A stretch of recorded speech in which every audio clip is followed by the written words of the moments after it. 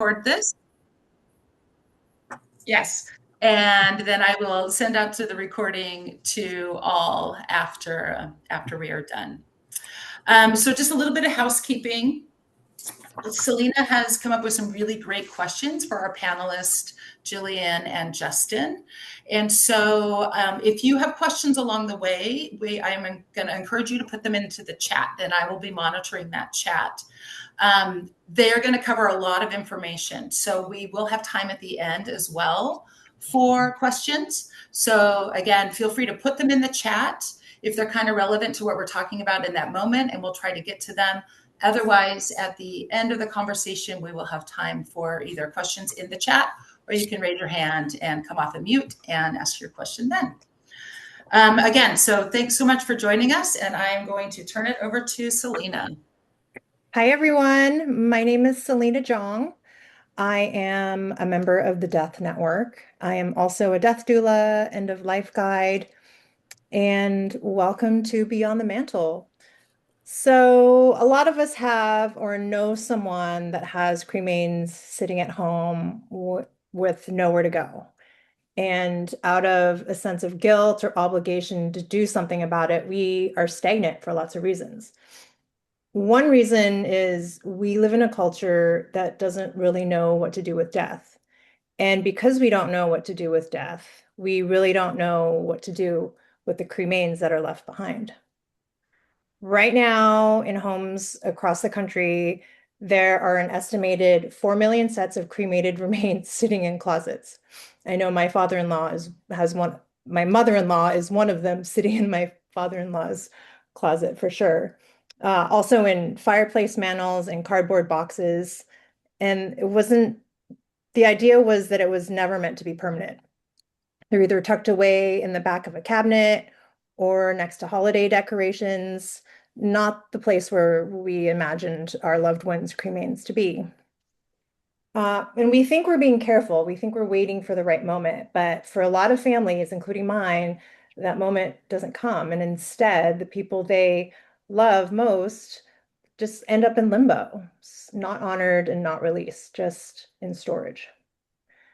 Just 10 years ago in 2015, cremation first became slightly more common than burial, which kind of felt like a tipping point at the time, but the shift has surpassed every expectation since. And today, more than 6 in 10 Americans choose cremation. By 2045, that number will be projected to be over 8 in 10. So we are in the middle of a massive cultural transformation in how we handle our dead, and our rituals just haven't caught up yet. So we've adopted cremation faster than we've figured out what to do with. So from my work, I know that grief needs somewhere to go, and so do the dead. A container on a shelf is just not a resting place. It's a pause, and that's okay. But for a lot of families, the pause becomes permanent. And it's not out of neglect or lack of love, but because no one's ever showed us what else is possible. Today, we are going to open a different conversation, one about what it looks like to give our loved ones a resting place that actually means something. Not a shelf, not a container, but a living, breathing relationship with the earth, or a tangible object, beautiful object that you can hold in your hands. I have 2 people here today.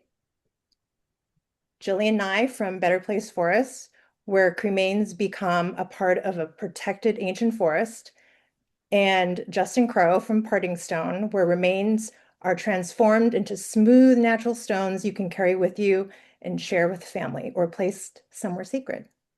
So welcome to Beyond the Mantle, and let's talk about what's possible.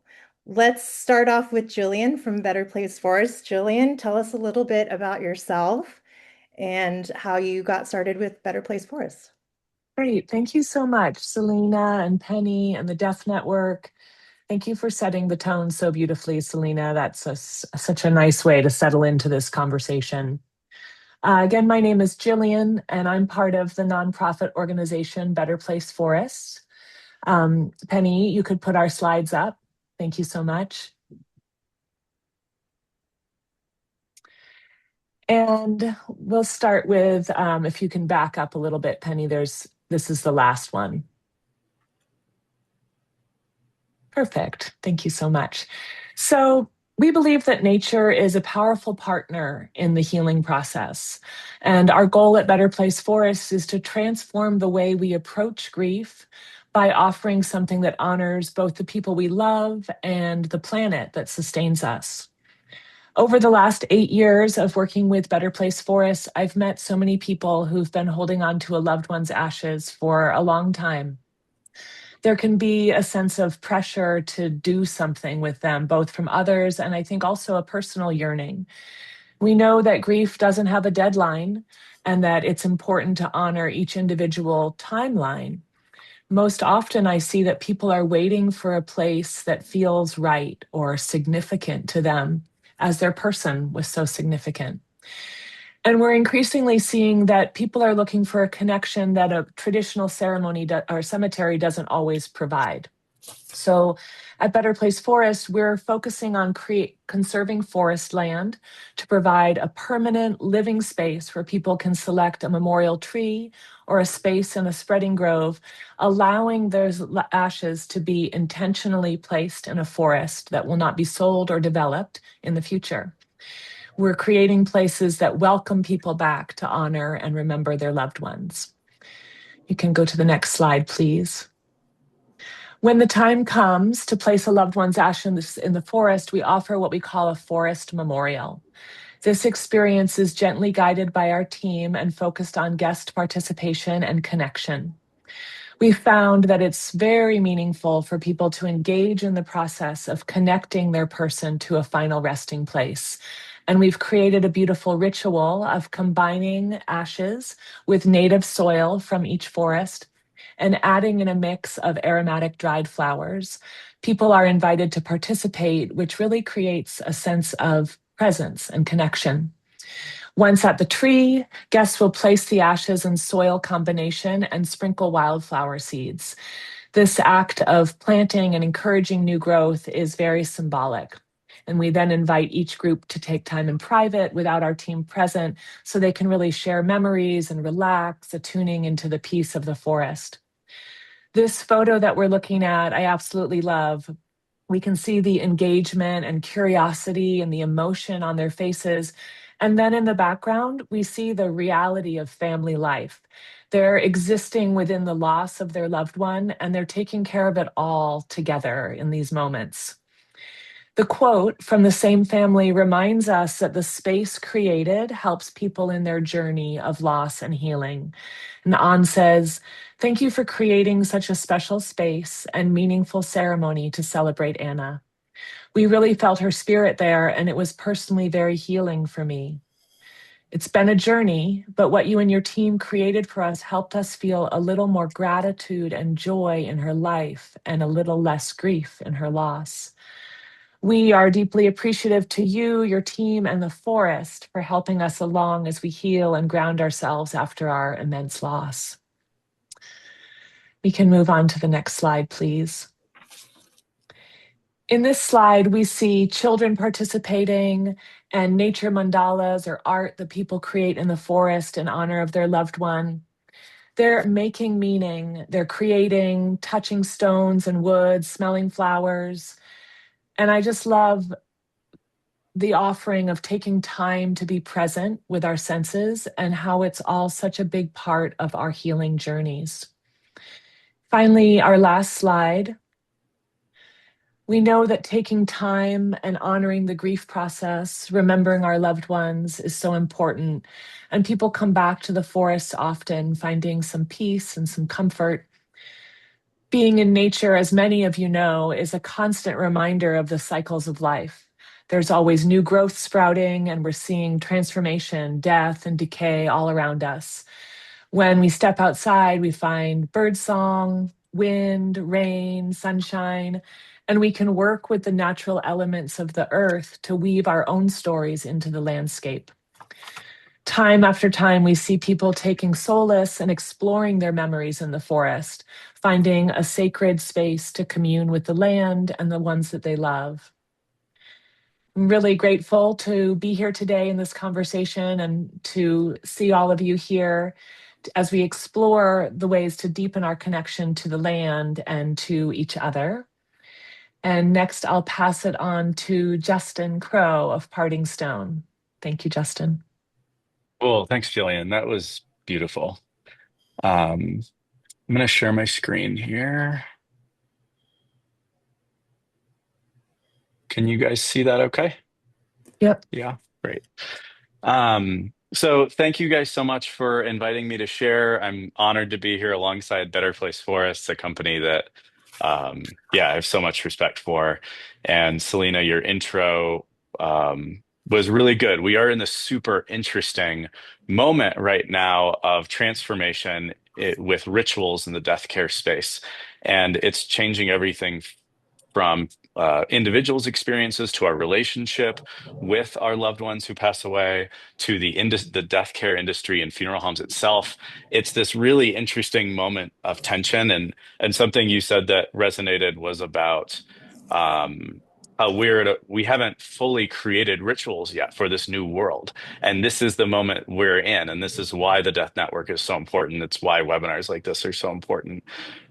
So thank you for inviting me.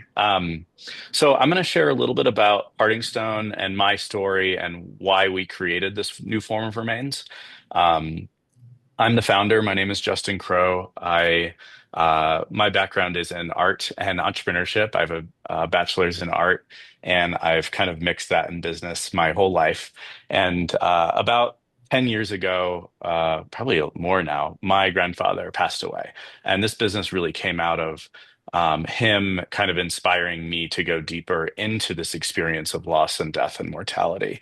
And like many of you have probably had the experience, I had the privilege of being with my grandfather while he was dying and when he died. And that was a life-changing moment for me. And just something I feel really grateful to have been a part of. You know, he was one of my heroes. He was an entrepreneur. He was a pastor.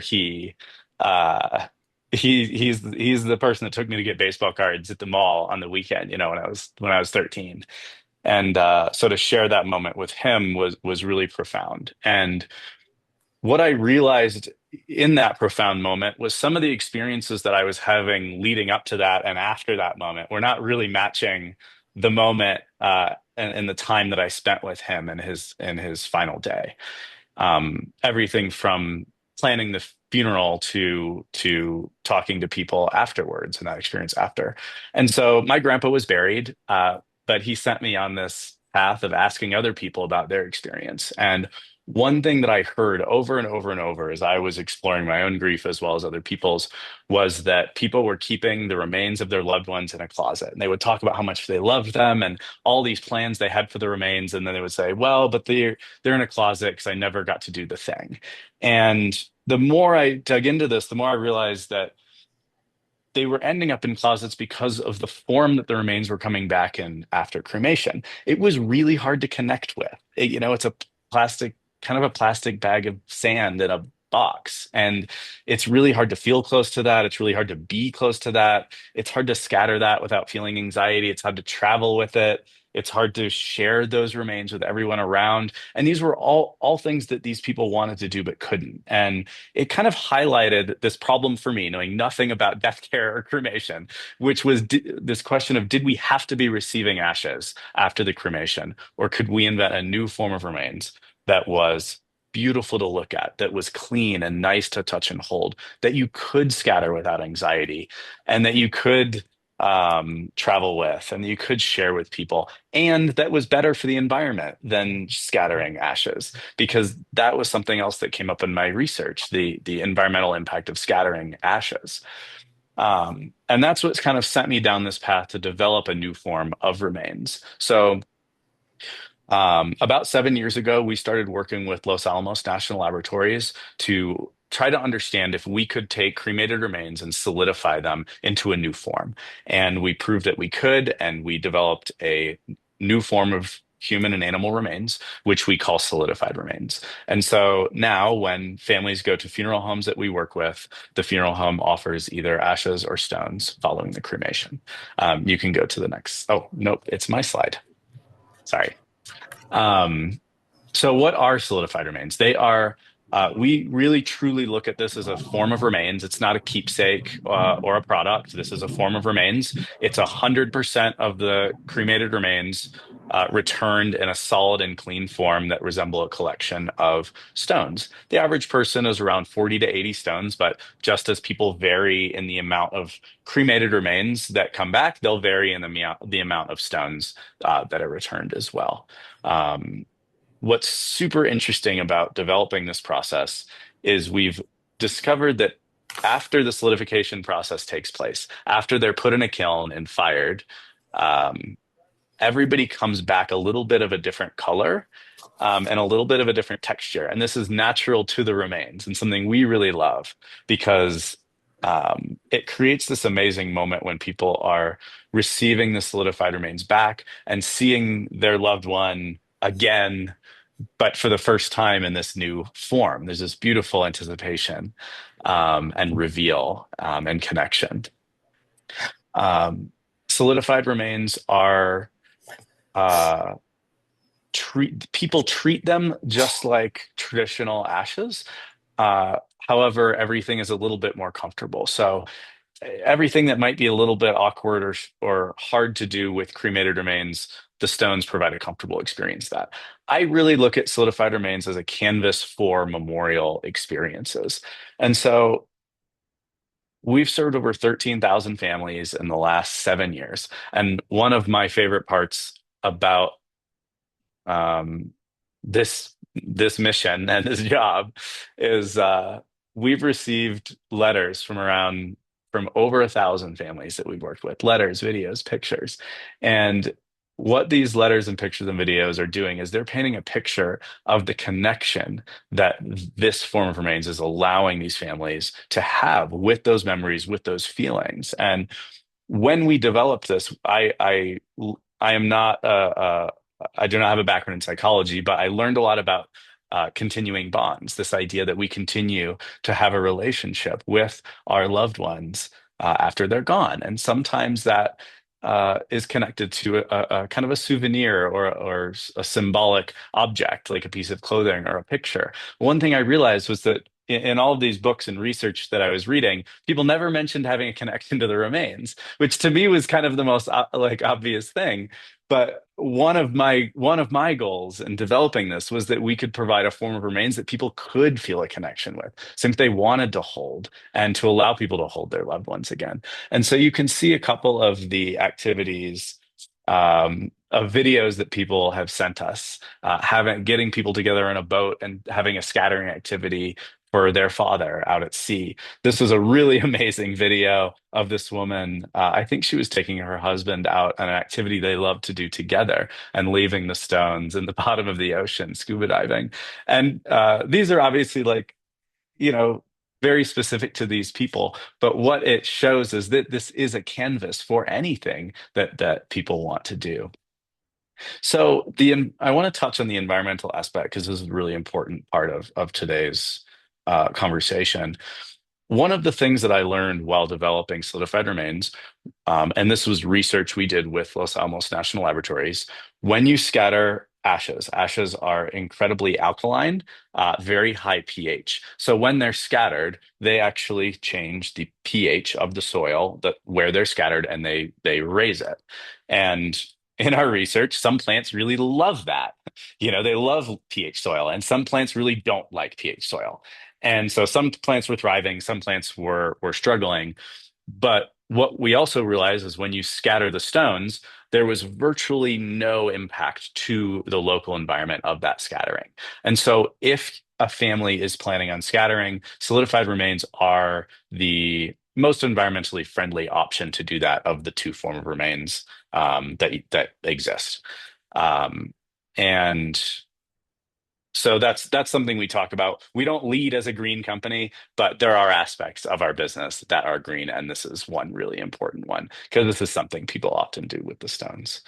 Um, So I'll stop there. That's my intro, and I'll kick this back over to Selena to facilitate the conversation. Thank you, guys.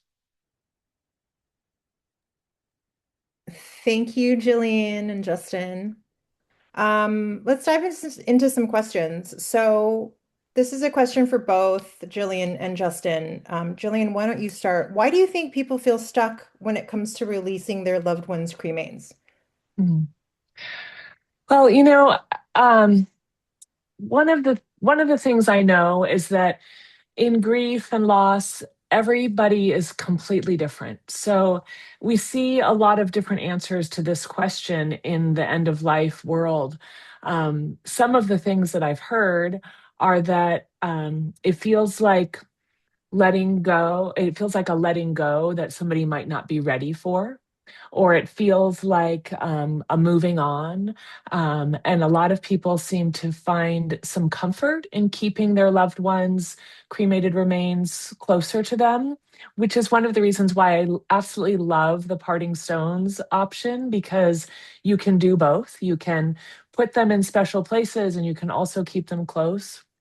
Um, but I also see that if a plan wasn't made for somebody before they died, that their loved ones have a lot of confusion and even sometimes contention with each other, other family members around what would be the right place for somebody.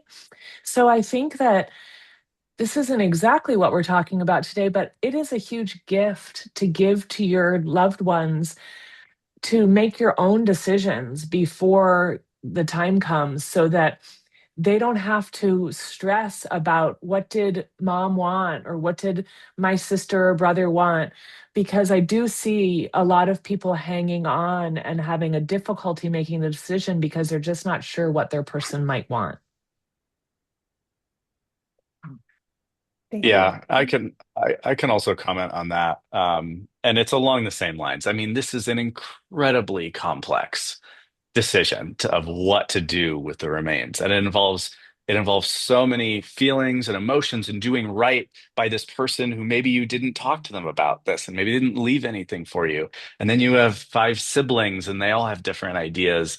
And then on top of that, I think one thing I will add is that, and then there's the ashes. A lot of times they are in ash form. And I think that in and of itself can be challenging. Like mom said she wants to go to Hawaii and be scattered on the beach. Well, with 8 pounds of ash, that's actually kind of hard that's a hard ask, and over dinner in a dinner conversation like that, maybe like, yeah, great, mom wants to go to Hawaii after she's gone. But then like the logistics of making that actually happen, um, you know, can be really challenging. So I think it's just such a complex logistical and emotional challenge.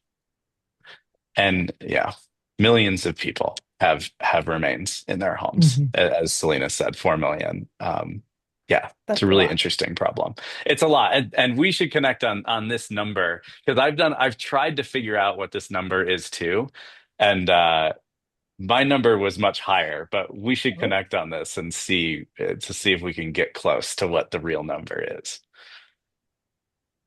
For both Justin and Jillian, kind of tell me a little bit about, logistically. So if somebody were to come to Better Place Forest, Jillian, how much of the cremains are they to bring, and what exactly are you mixing as a binder? Because as Justin mentioned earlier, the cremains have a pH that could be friendly to some environments and not in others. And so, can you tell a little bit about that? And then, Justin, the same question to you about how much cremains then comes to you to create parting stones. Yeah, definitely. So, generally, people will place the majority of their loved one's ashes beneath their tree or in their spreading grove spot. Um, but we don't have a requirement. So that is completely personal. And oftentimes we see that people want to hold back some of their person's ashes to either take to the beach in Hawaii or make some jewelry. I mean, there are so many incredibly creative and beautiful things that people are doing with ashes to honor their person. So we will often assist with that because, as we've been kind of talking about, ashes are not always, they're not the most friendly material to work with. And so our team is always happy to help people um, hold back some ashes. We offer some glass jars for people to take home with them. Um, and the ritual or the ceremony that we've created of placing the ashes beneath the tree involves combining the ashes at 1 part ash to 3 parts soil. So before people come to the forest, we collect what we call native soil, which is soil that exists within the forest. So it is 100% acclimated to that forest ecosystem. And there's, as you can imagine, different spots within a forest where there's kind of natural forest deposits. Maybe a trail was created or a tree fell over at some point, and there's easily earthed up soil that we can remove, and we sift it so it's nice and fine. The gardeners in the group will know what I'm kind of talking about. We run it through a sifter. So there's no roots or pebbles. And that's the soil that we use. And we combine the ashes and soil by actually mixing them. And that part is it's a very participatory part. I often, when I'm speaking with people ahead of time, I would say normally folks will say, like, I don't really want to participate in that part. I don't really like the idea of touching my person's ashes. But the way it's presented, we have a special table. It's very intentional. It's a beautiful setup, and it's very like I said, it's intentional. And I think that makes people feel more comfortable with it. And we have a beautiful copper trowel that folks use. So they do end up engaging 99% of the time. And I think feeling some connection to that, it's like holding the parting stone or wrapping your loved one in a shroud. That physical connection is very meaningful to people, which I think is really taking us in a good direction with honoring our loved ones. I'm not sure how much I drifted, but that's what came up for me. Thank you.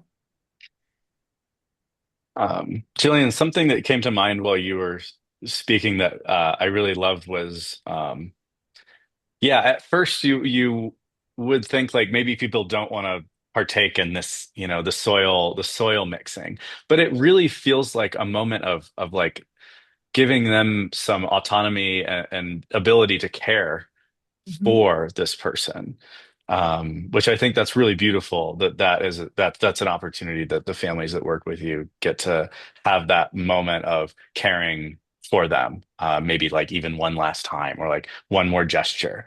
It's really beautiful. Thank you for sharing that. Mm.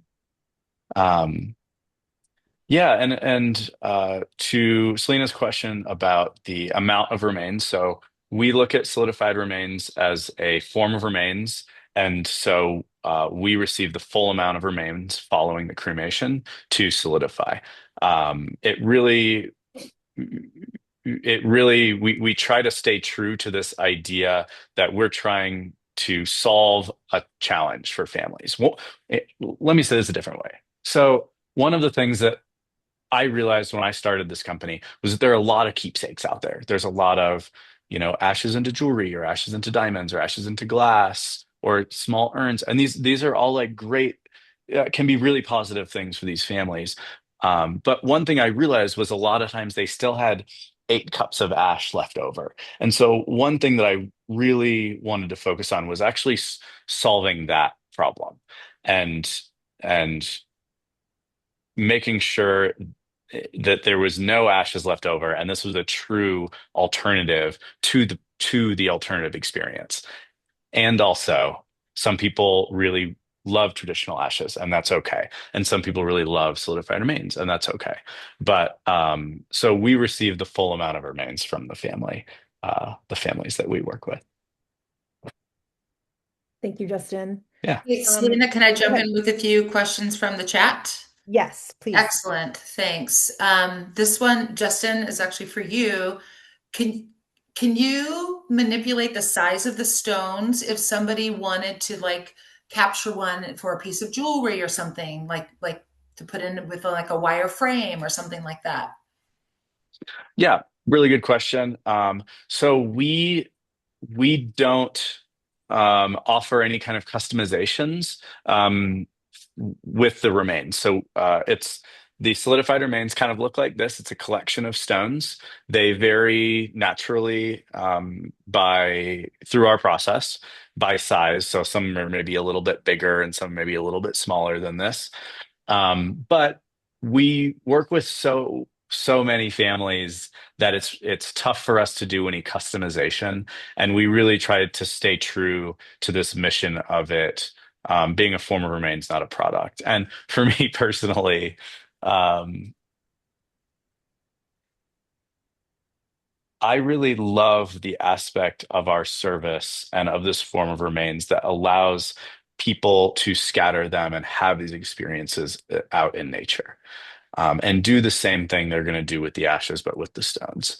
And the uh, the the user experience lover in me, the designer in me, uh, notices this really interesting thing. Whereas if something is kind of specifically shaped or intentionally formed or has a seam, it the feeling is kind of like littering if you're going to scatter it.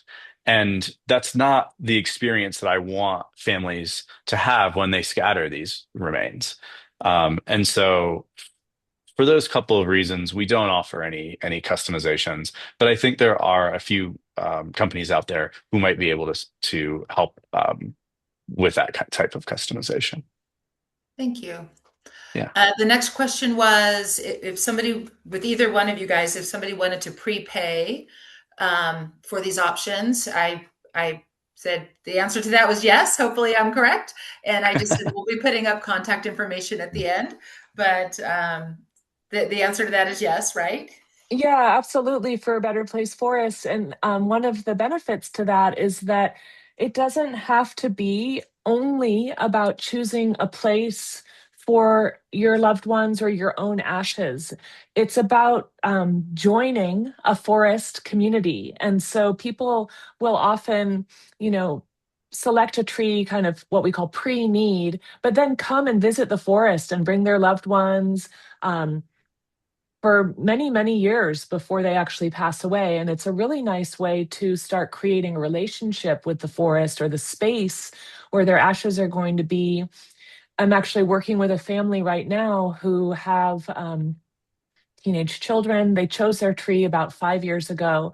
They knew that there was an fairly imminent death in the family that, due to illness, and so we know this family and they know their forest, and it's been a way for them to interact around this very difficult situation that they're facing, um, and to be able to take time together to enjoy the forest, to talk about what's on the table for them. So yes is the answer, and also it has some beautiful benefits as well. Julian, where are your forests located? And can you also speak to the conservation aspect of Better Place? Sure, yeah. So we purchase what we call high conservation land, which is essentially land that is beautiful and could be slated easily for development, either real estate or specifically in California for timber harvest. Um, our forest range, our smallest forest is 40 acres. Our largest one is over 200. So we have been conserving a sizable amount of land, and we have forests in we have 9 forests throughout the country. There's 2 on the East Coast in Connecticut and Massachusetts. We have forests in Illinois and St. Croix Valley, Minnesota, which actually I just want to say it's kind of how I learned about parting stone. We have a woman who chose both Better Place Forest and Parting Stone for her husband's ashes. And last year, She and her family came with his stones and built a beautiful mandala around her tree in our St. Croix Valley, Minnesota forest, which is super special for all of us to kind of have this collaboration of our ideas.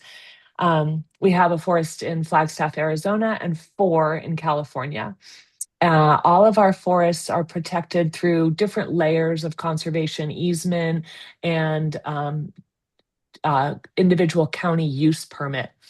We also put 7% of each contract purchase aside for future management of the forest. And we have really detailed forest management plans that work with each individual county and their requirements to ensure that we're doing things the right way for each county requirement, and also setting it up so that people have a permanent availability to visit their forest.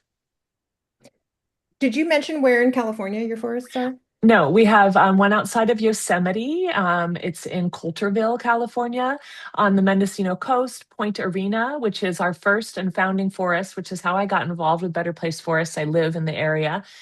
We have a forest outside of Santa Cruz and one in Lake Arrowhead, California, which is how I connected with the Death Network, because I was looking at different organizations in Southern California, and I came across this incredible organization that is putting out all of this great information and workshops and services. Thank you. Let's see. Also, a follow-up question for you, Jillian. Can people then donate funds on behalf of a loved one to the conservation forest? Absolutely. So we're in the process of setting up for our nonprofit donation situation, but if somebody wanted to donate, that would be very welcome. There's not a separation between the conservation forests and Better Place Forests. It's all one thing. Each forest is placed in conservation as its own entity. Does that make sense? Yeah. Thank you for putting up our information. Yes. And people can find lots of information on our website. Hopefully it's easy to navigate and you can get more information about the individual locations. Can you tell us, each of you, maybe Justin, you can start, how Parting Stone or Better Place Forests can create a sense of closure or ritual that home storage doesn't provide? I know you spoke to it a little bit before, but is there maybe some rituals that you've seen that can kind of help families with closure with your products? Yeah, for sure. I mean, I think that's one of the major reasons families choose solidified remains is because they want some kind of experience that maybe the ashes aren't allowing them to have. And so um, then we've done a lot of surveying around what people do with this canvas for their experience. And the number one thing people do is they share the remains with people around them. And I'll tell one story actually from really early on in the business. We're based in Santa Fe, New Mexico. This is a local woman who heard about what we were doing and got in touch and shared that she had terminal pancreatic cancer, and she had about 3 weeks left to live, and she was in this. My observation is she was in this moment where she wanted to feel some agency around that transition. And she reached out and asked about our service and asked if we could incorporate the stones into her memorial. And so she planned a memorial for all her friends and family where she worked with Parting Stone. We provided maybe 40 to 50 stones back to her. And well, not her, her family. And after she passed away, those stones got handed out to every person who entered her memorial, and they got put in a little bag. And those people can have the personal, intimate, individual experience that they wanted with her one last time. And she designed that. And I think in that way, that gesture from her kind of empowered all of these people to seek closure or to feel to work through that grief journey in whatever way each person individually wanted. I thought that was such a beautiful gift to give her community, and a really thoughtful gift. So yeah, that's one example. Thank you. Jillian, any Um, thoughts on your end? yeah, well, for a Better Place Forest, we see people creating ritual and different ways to honor their loved ones all the time. We've hosted about 3,000 forest memorials in our individual forests across the country and seen about 20,000 guests come through. So you can imagine there's Wow. a large range of personal beliefs and traditions and histories and different ways to um, be in reverence and to commemorate a loved one.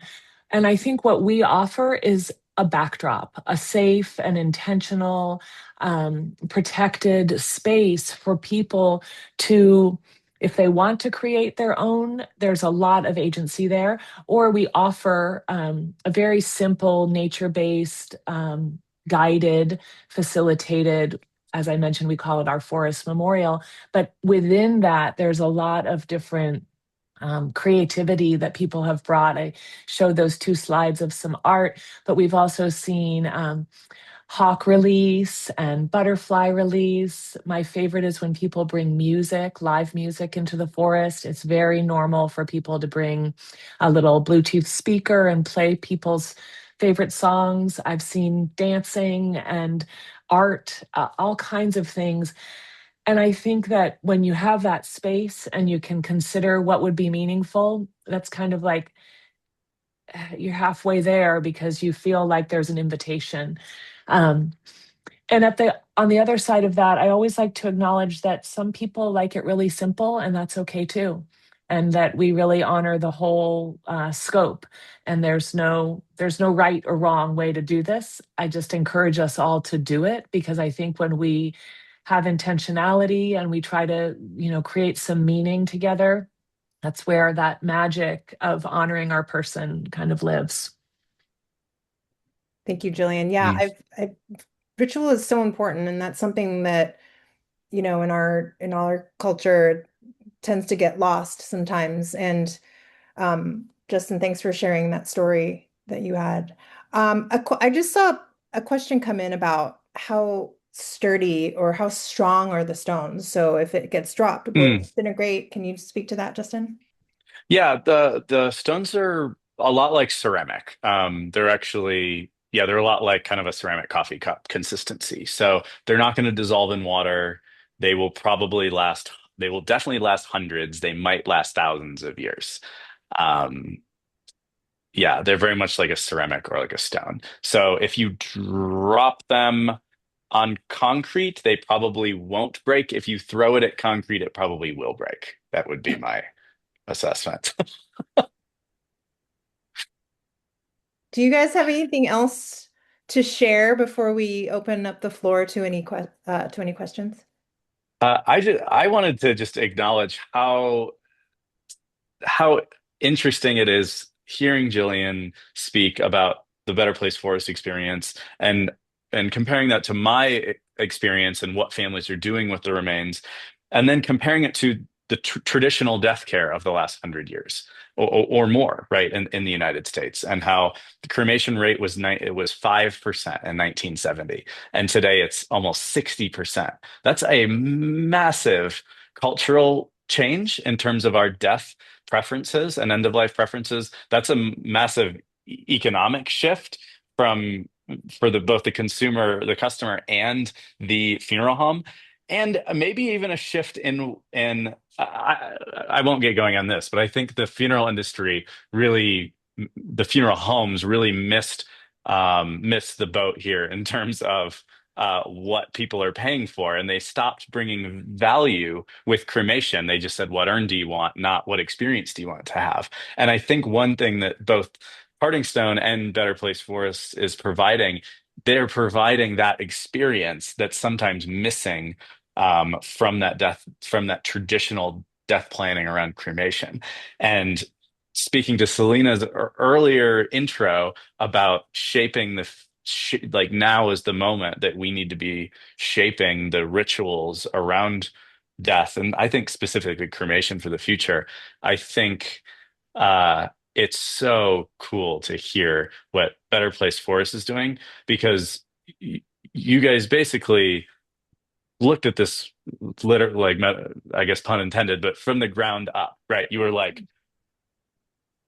okay, like how do we completely change this experience? Let's take people out of buildings and put them in the forest. Let's take people out Mhm. of cemeteries and put them in forests. Let's get people together in nature. Let's connect it to values, right? You guys did this thing that I think is setting a really important precedent, and is really inspirational for other companies and businesses, and people looking at how we can start to rethink traditional death care from the ground up. So just want to applaud you guys for doing that. I know I know many of you at the company and you guys work so hard and with so much heart to build what you've been building. So I just really respect that. And it's so cool to talk to you about this and to hear about this in one room. Thank you so much, Justin. I appreciate that. Yeah. Jillian, do you have anything to add before we open the floor to questions? Uh, Not right now. No, Okay. thank you. I mean, I could talk about this all day, but I want to hear what other people have to say. Sure. Okay, let's see. I have a question in here from Nancy that says that, Justin, you said the stones are not customizable, but the story of the woman in Santa Fe and the bag of small stones suggests otherwise. How many stones is average? And what size are the stones?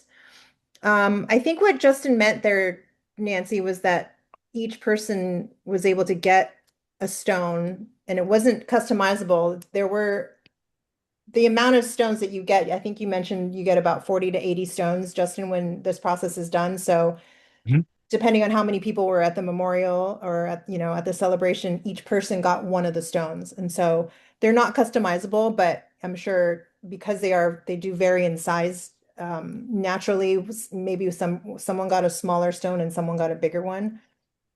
That's Yeah, and kind of what we I, were I talking can talk a about. little bit to that. Yeah. That's correct. Yeah. So depending on a lot of factors, but one, the size of a person or bone density, the amount of remains after the cremation varies drastically from maybe like 5 cups to like 15 cups. It's kind of amazing how much that can vary. And all we do as a business, really, this is a design solution. So we take those ashes and we compress them into beautiful stones that you can hold. And if the family sends us 5 cups of ash, they're going to get 5 cups of stones back. They send us 15 cups of ash, they're going to get 15 cups of stones back. That might range between 40 and 80 stones per person. But when I talked about we don't really do customizations, I guess what I meant was, if somebody asks for a heart-shaped stone, we're not going to create a heart-shaped stone. They all are kind of in this river stone experience. Got it. Okay, another question came in. How does a burial permit work with the stones if I plan on keeping a few at home and dispersing others when I travel? That is a great question, and I think it's a little bit out of my zone of expertise, but I hear that if you're in the state of California, that can be more challenging than other states. Um, but I would recommend asking your local funeral home or any death care professional who might have knowledge about that. But unfortunately, that's out of my area of expertise.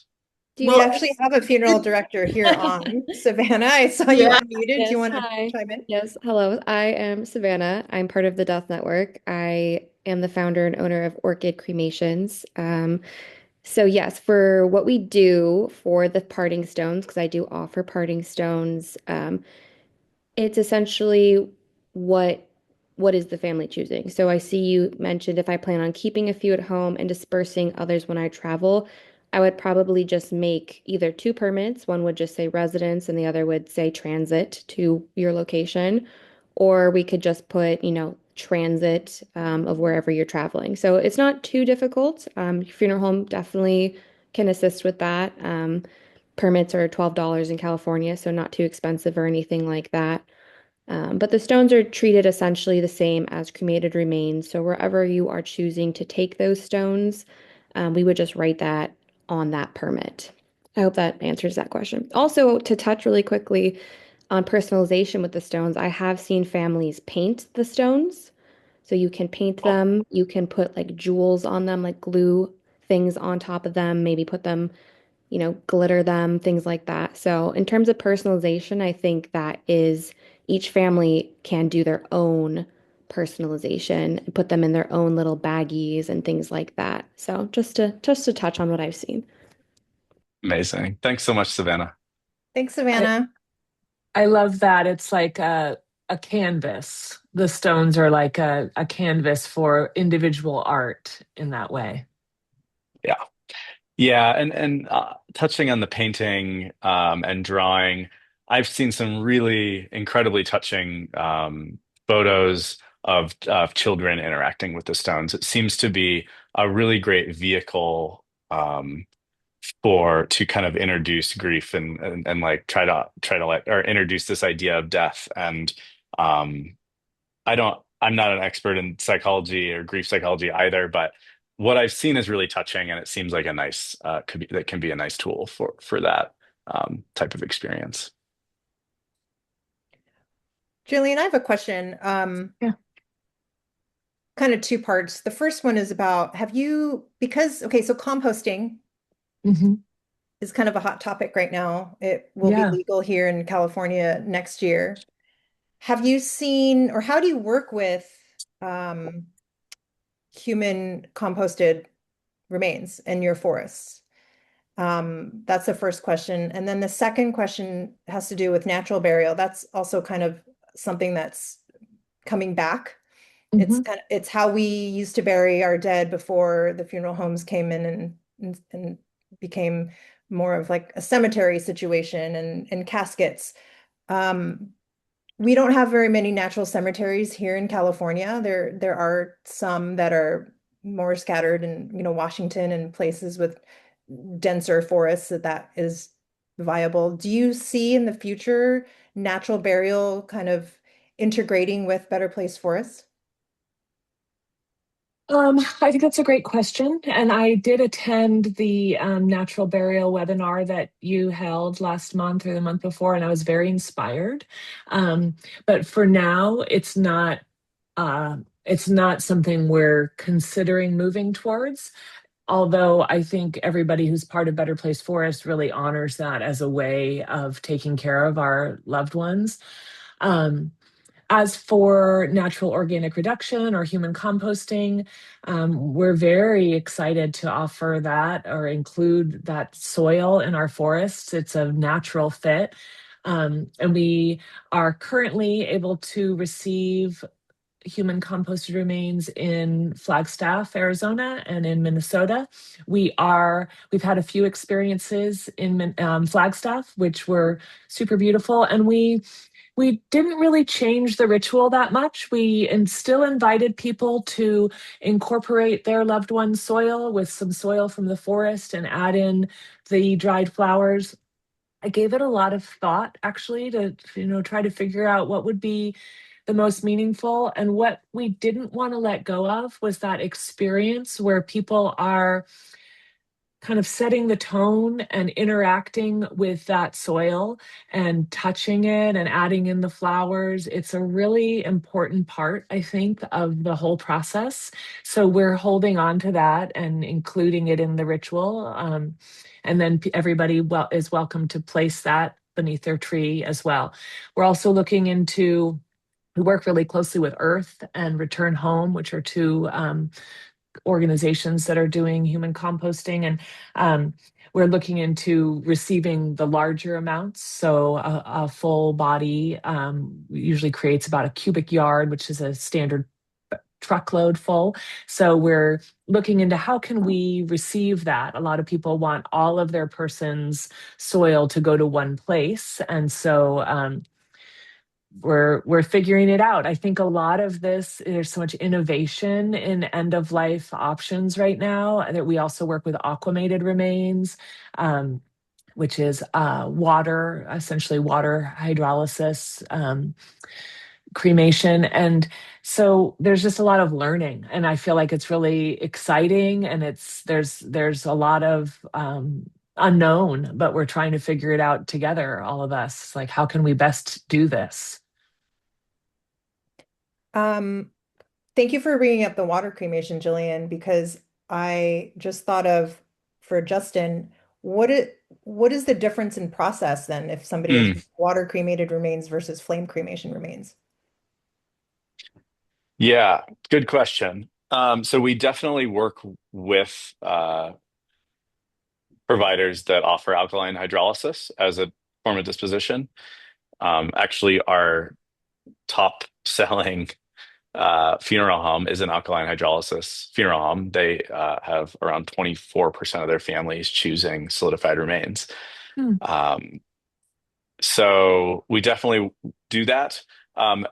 In terms of our process, it took us a while to offer it because there are some differences between the traditional flame cremation and the alkaline hydrolysis process. Um, so how do I want to talk about this?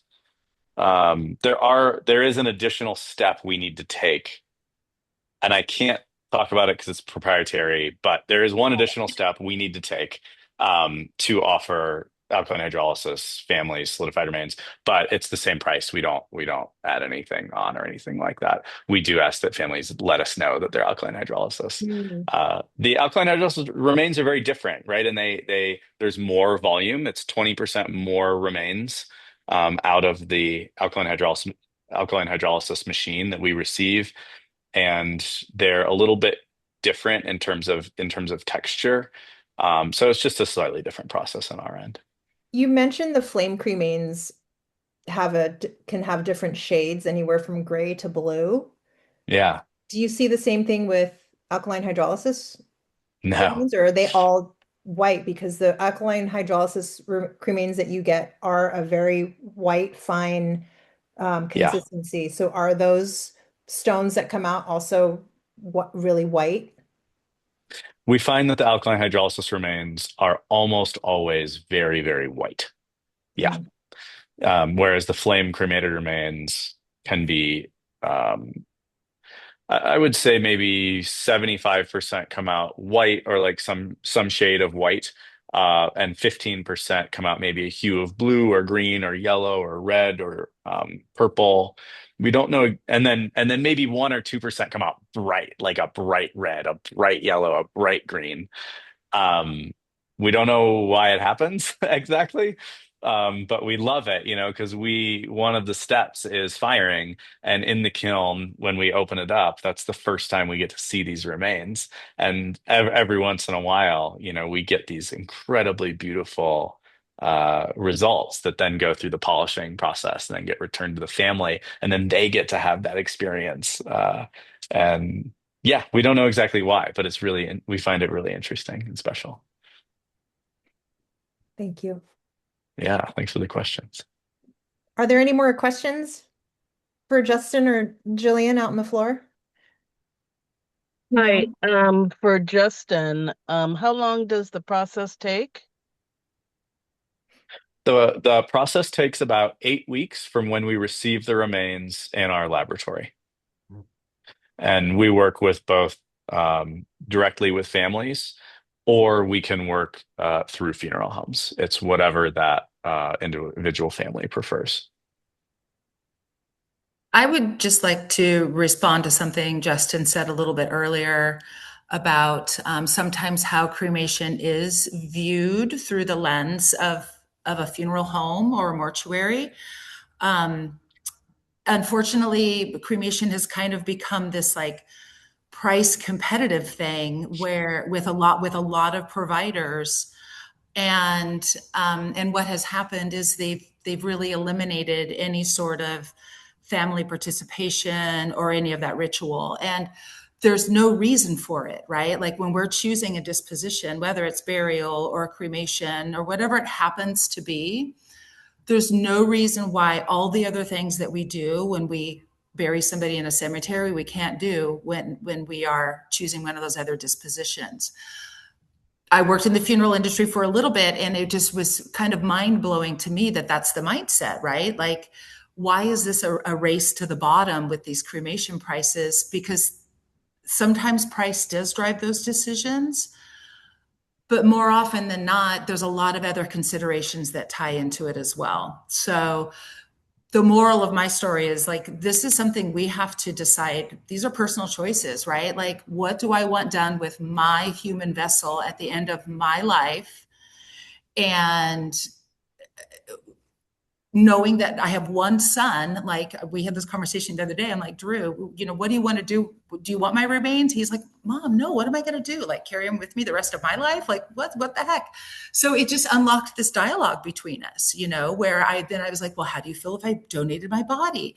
So these conversations can seem scary to have with our loved ones, but they can also be fun and productive, right? And it's a learning experience to get to know what's important, because this is so important. We unfortunately have kind of become far removed from this honor and the ceremony and the meaning of our disposition at the end of life. And so I just wanted to say thank you to Jillian and Justin for not only sharing what you do, but really shining the light on why this is so important. It really is. So, yeah, that was all that I really wanted to chime in and Thanks, say. Penny. Thank you. Yeah, thank you, Penny.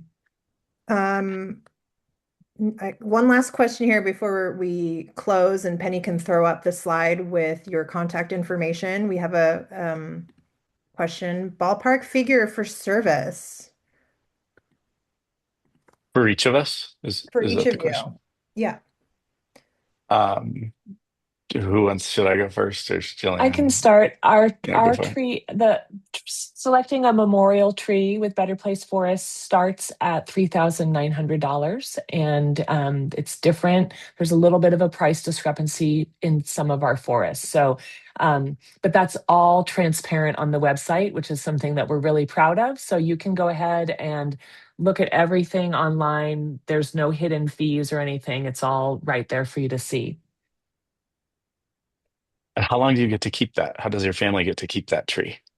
Oh, it's forever. So you can Forever. select well, until it's forever. You have access to the forest, deeded access Mm. in its in perpetuity. So the forest will never be sold to a private entity or access blocked. That's something we have been Mm. very dedicated to figuring out in each individual forest, and each um, contract owner, for lack of a better word, can authorize for people in their life, on an owner's authorization form to purchase spreadings at their tree in the future. So Mm. if I have a tree and I say anybody related to me by blood or marriage can also have their ashes placed, then way down the line, if somebody finds out that Grandma Jillian's ashes are in this forest, they can choose to have their ashes placed there as well. There is a fee associated with that, but it's an option for everybody. You can also say, no, I don't want anybody else under this tree ever, and that's how it is. An Mm. experiential heirloom. I Right. love it. It's a living legacy is how I Yeah. like to talk about it, because even when that tree dies and falls over, as we know, all kinds of new stuff comes up in the forest or the area around. And if nothing else, it's a habitat for squirrels and birds and all the Hmm. good things that are creating life. And Jillian, Yeah, is it a situation where once you have, let's say I purchased something in Yosemite and or let's say a loved one purchased something in Yosemite, is it a situation where I could just drive up there on a weekend and then just go for a hike and find the tree, the spot, and go hang out for a day and have a little picnic and come back and or is it like, do I have to pre-plan it? I need to make an appointment. How does that work? Well, you certainly could just drive up there. What we recommend is calling and letting us know, because there's no master map that shows where every single person's ashes are placed. And there's no master map that's facing to people who are just, a random relative or friend, or not random. So we ask that you call ahead and let us know, and we'll show you where your person's tree is. And then absolutely, people hike, they hang out, they can come back the next day and be more independent because they already know where they're going. But we also try to offer privacy around each forest memorial. So we really love it when people will call and let us know, so that we can say, we have a memorial happening until 11:30. Could you come at noon? It's a very interactive process. And we like to know, first of all, who's in the forest, kind of for safety and everybody's well-being. Some of these locations are more remote. But if anybody has a loved one whose ashes are in the forest, or they own a tree, they're welcome to come and visit at any time, really. Mm. It feels a lot more like kind of a gift to future generations. I like to look at it that way too. Yeah, and I don't, Yeah. and I don't mean to.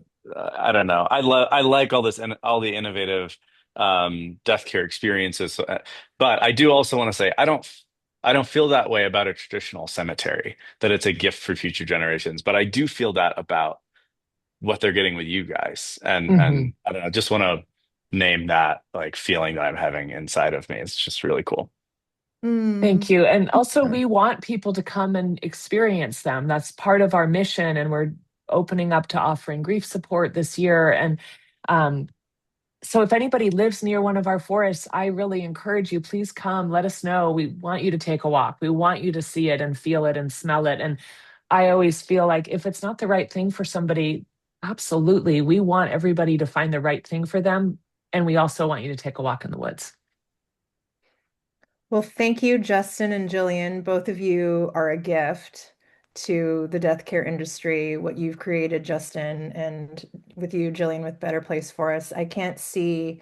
I mean, there are so many, not that there's so many, but there are more options now than there ever have been. And so it's great to think about what are all the different things that, what are all the different options? And it's great to have options. And so now you can have conversations with your family members and your loved ones about what best fits you. And it's not just a one size fits all.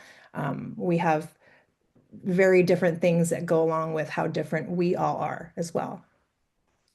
So here is, I think Penny put up on the screen your contact information. Were you able to see that? I can see it. Yep. Okay, great. Yeah. Yours, Selena, is covered by Oh, another picture. Oh, there we go. Thank it's you. covered by your picture. Oh, okay. Thank you. Thank you all for joining. We appreciate you spending your Sunday afternoon with us.